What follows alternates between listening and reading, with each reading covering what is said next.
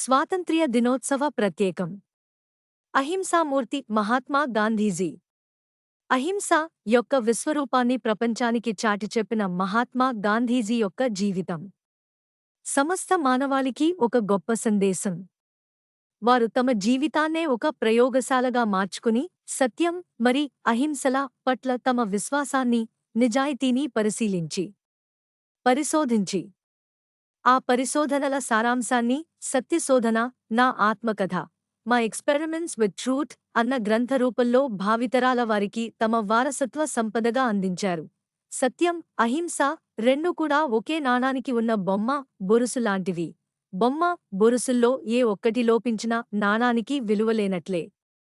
సత్యాచరణ మరి అహింసా ధర్మపాలనల్లో ఏ ఒక్కటి లోపించినా మన జీవితాలకు కూడా ఏ విలువ ఉండదు అని బోధించారు గాంధీజీ. యుగయుగాల మానవజాతి యొక్క తాత్విక చింతనకు మహాప్రతీక అయిన మోహన్ దాస్ కరమ్చంద్ గాంధీ అక్టోబర్ 1869 రెండవ తేదీ గుజరాత్ రాష్ట్రంలోని కథియవాడ్ జిల్లా పోర్బందర్లో జన్మించారు. వారి తల్లి పుత్లీబాయి, తండ్రి కరమ్చంద్ గాంధీ. చిన్నతనంలో బిడియస్తుడిగా, పిరికివాడుగా, బక్క పలుచగా మరి బలహీనంగా ఉండే గాంధీ తన తోటి పిల్లలతో కలిసి ఆటపాటల్లో పాల్గొనేవాడు కాదు. తన అన్న స్నేహితుడైన షేక్ మెహతాబ్ వస్తాదులా ఉండడం చూసి అతడిలా మాంసం తింటే నేను కూడా బలశాలిగా మారుతాను అని నమ్మి చాటుగా మాంసాహారం తిన్నాడు. ఇక ఆ రోజు రాత్రి కలలో తాను తిన్న మేక దీనంగా అరవడం కనిపించి తాను చేసింది ఎంత పెద్ద తప్పో తెలుసుకున్నాడు. భారతదేశాన్ని పాలిస్తున్న ఇంగ్లీషువారు కూడా మాంసం తినడం వల్లే బలవంతులుగా మారారని చెప్పిన మెహతాబ్ మాటల ప్రలోభంలో పడి తాను చేసిన కిరాతకమైన పనికి పశ్చాత్తాపపడిన మోహన్ దాస్ జీవితంలో ఇక ఎప్పుడూ మాంసం తిననని శపథం చేసుకున్నాడు.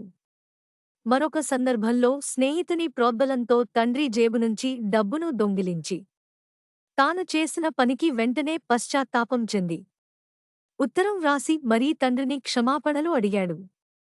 అది చదివిన తండ్రి కన్నీరు కార్చడం తప్ప తనను మందలించకపోవడం అన్నది ఆయనను స్వీయ పరిశీలనా దక్షుడిగా పరిమార్చింది.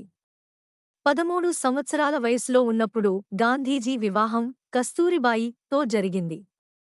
16 సంవత్సరాల వయసులో ఆయన బారిస్టర్ చదువు కోసం లండన్కు బయలుదేరుతూ విదేశాలలో మందు, మగువ మరి మాంసం వంటి దురలవాట్లకు దూరంగా ఉంటానని తల్లికి మాట ఇచ్చాడు. బారిస్టర్ చదువు పూర్తి చేసుకుని ఇండియాకు తిరిగి వచ్చిన తరువాత కొన్నాళ్లపాటు బొంబాయిలో వకీలుగా ప్రాక్టీసు చేసి తాము చేపట్టిన ఒక కేసు నిమిత్తం 1893లో భార్యా పిల్లలతో కలిసి దక్షిణాఫ్రికాలోని డర్బన్కు తరలి వెళ్లాడు. దాదాపు 22 సంవత్సరాల పాటు దక్షిణాఫ్రికాలోని శ్వేత జాతీయుల జాతి వివక్షతల నడుమ తన అస్తిత్వం కోసం పోరాడుతూ ఆయన పొందిన అవమానాలు, జయాలు, అపజయాలు ఆయన జీవిత గతినే మార్చివేశాయి.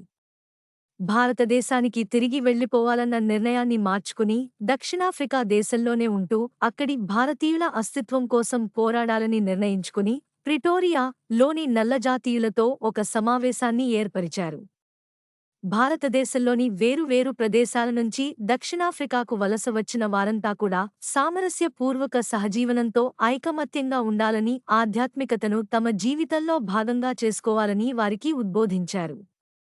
1904లో ఫినిక్స్ ఆశ్రమం మరి జోహాన్నెస్బర్గ్లో టాల్స్టాయ్ ఆశ్రమం స్థాపించి టాల్స్టాయ్ అనేకమంది భారతీయ కుటుంబాలకు అక్కడ ఆశ్రయం కల్పించారు.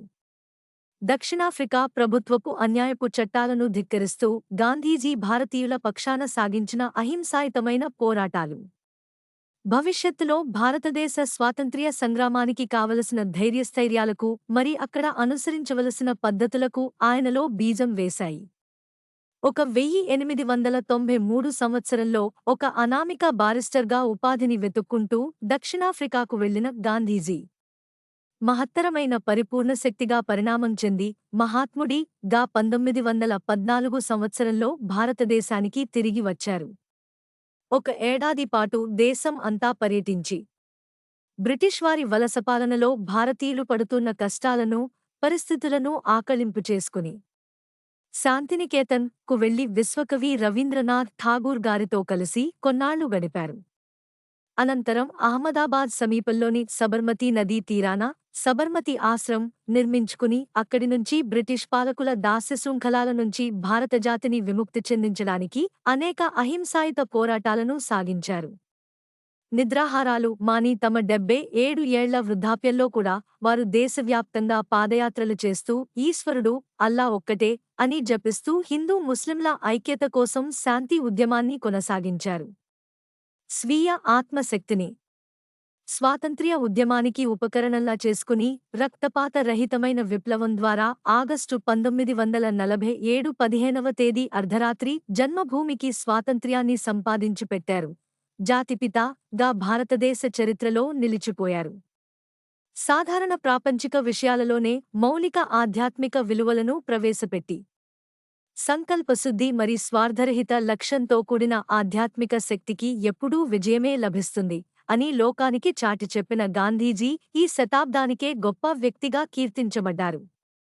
సత్యాన్ని దృఢంగా పట్టుకుంటూ హింసను అహింసతో ఎదుర్కోవడమే సత్యాగ్రహం అని నిర్వచించి మనోవాక్కాయ కర్మల ద్వారా ప్రతి ప్రాణికి, ప్రతి వ్యక్తికి ఉపకారం చేయడమే అహింస అన్న తమ సందేశాన్ని లోకానికి అందించిన మహాత్మాగాంధీ భౌతిక దేహయాత్ర జనవరి 1948 30వ తేదీన సాయంత్రం ప్రార్థనా సమయంలో ఒక యువకుడు పేల్చిన తుపాకీ తూటాతో ముగిసిపోయింది.